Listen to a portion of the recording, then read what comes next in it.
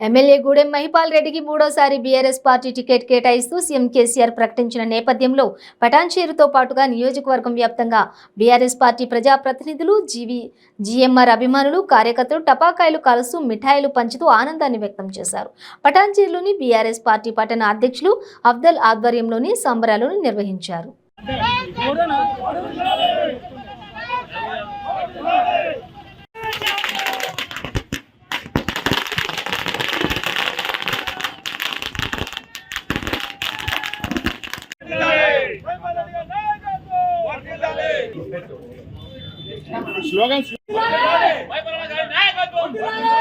రాష్ట్ర ముఖ్యమంత్రి కల్వకుంట్ల చంద్రశేఖరరావు గారు,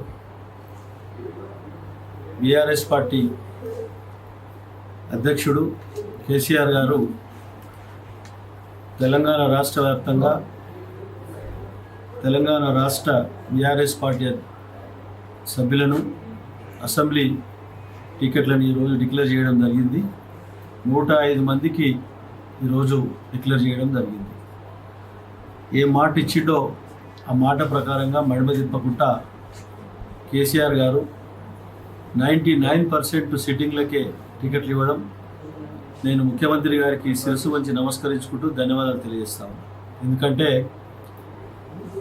ముఖ్యమంత్రి గారు 2014లో తెలంగాణ రాష్ట్రం సాధించిన తర్వాత ఈరోజు భారతదేశ వ్యాప్తంగా 28 రాష్ట్రాల ముందు వరుసలో పెట్టి ఈరోజు అభివృద్ధిని ఒకవైపు, సంక్షేమం ఒకవైపు ఈ రాష్ట్రాన్ని ముందు వరుసలో తీసుకుపోతున్న సంగతి దేశ ప్రజలందరూ చూస్తూ ఉన్నారు.